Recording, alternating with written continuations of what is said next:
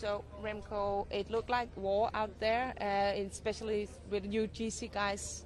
Did it feel like that? Yes and no. I think the final was pretty explosive, but I think the race could have been decided already way longer from the finish than on the last 4 sectors. But in the end, that's cycling. You have to accept situations, you have to adapt to situations, and I think today from my side and from my team side, we did a very good race. Never in trouble, except one time on, I think it was on sector number 8, where there was a bit of a tricky situation just in front of me and I had to close the gap, but in the end everything under control, good legs, and yeah, happy that it's a rest day. Explain the attack you did. Jumbo put a really hard pace, so I felt like, okay, if I feel that their legs are heavy, then everybody will be suffering a bit. And I knew that this was one of the last hard sections on the gravel sectors, and I just wanted to go for it. It was like a cross tailwind, so a very fast sector. And in the end, if you see at the gap that we had straight away like 30-40 seconds after that sector. So like I said, if we came to the front group and we would turn all together, I think the race could have been decided there. But like I also said, it's race situations, race tactics, and we have to accept that. Yeah, the podium got away, you 3 guys, but Jonas didn't want to work with you. We spoke to him. He said that he didn't want to work because he wanted his team up. What do you think of that situation? You didn't look quite happy about him there. No, I think Tadej and I were not happy with this because I think maybe the podium for the Tour could have been decided today already. So, yeah, like I said, we have to accept race tactics, race situations, but sometimes you also need the balls to race, and unfortunately, maybe Jonas didn't have them today. Like I said, it was the race tactics, but yeah, I mean, no problem. The race is still very long, and I totally accept the reasons why he didn't pull, why he didn't race. But of course, Tadej and I both like to attack pretty far away from the finish, so we wanted to continue. Jonas is sometimes a bit more defensive, but we have to accept it, and he will have all the good reasons to have raced like this. So also completely understand why.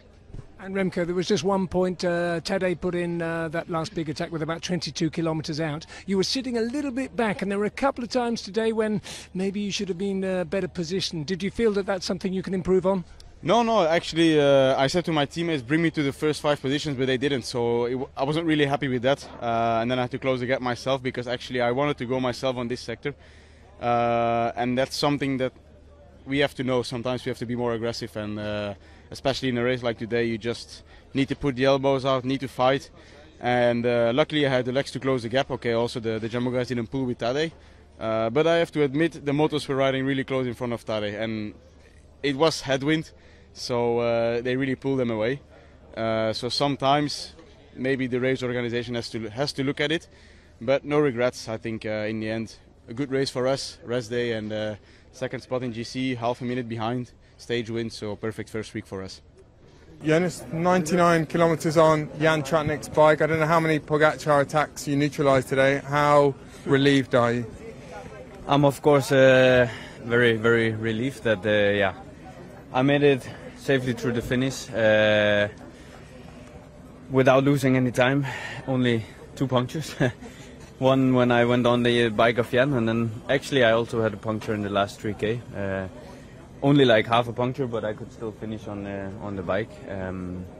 So yeah, I think I owe all my teammates a big thank you, and yeah, they did super well today. Jan gave me the bike, and yeah, it's the perfect fit, and the rest of the guys, they kept me in the front the whole time. I entered every sector in first position, and they even closed the gap for me one time when I couldn't follow. So yeah, I think I owe them big time after today.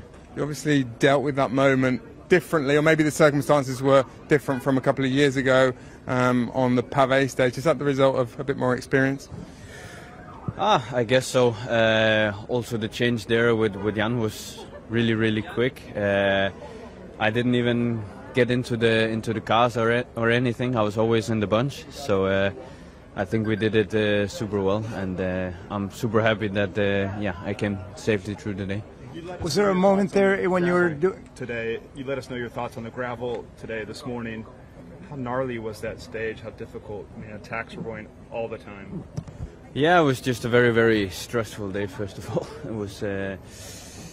Yeah, I mean, I'm just happy to make it through safely, and yeah, I won't hide that I don't think that this belongs in the Tour de France. I mean, it's one thing is how the race is, but like when you do Strade Bianche, it's what is it? Yeah, you know it before, but of course I also know it before here, but it's just unnecessary risk to take here. Who would you say was the strongest today? Tadej.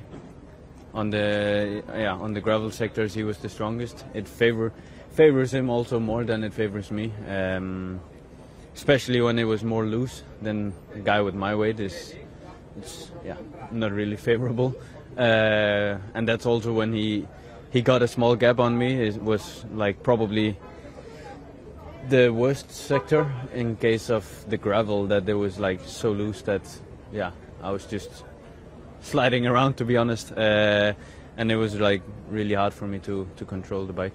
When Matteo and you bridged up to Jonas, did you consider riding with him to open up the gap? Well, I think he was riding so fast himself that at that point we didn't really think about it. But yeah, in all situations we thought about that it was better for us to have more teammates in case something happens. Then it's also always better to have multiple teammates. So of course, in some kind of way, it would be better to ride, because Primoz and Remco was not there. But on the other hand, our goal was to not lose any time, and so then it's maybe better to wait in that case. I know you said that this doesn't belong in the Tour, but you came across here with a smile on your face. It seems almost like you're enjoying this Tour more than the ones where you led in the past.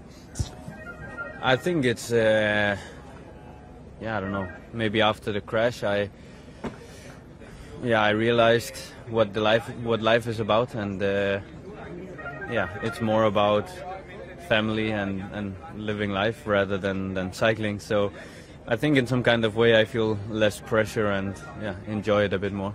Thank you, Jonas.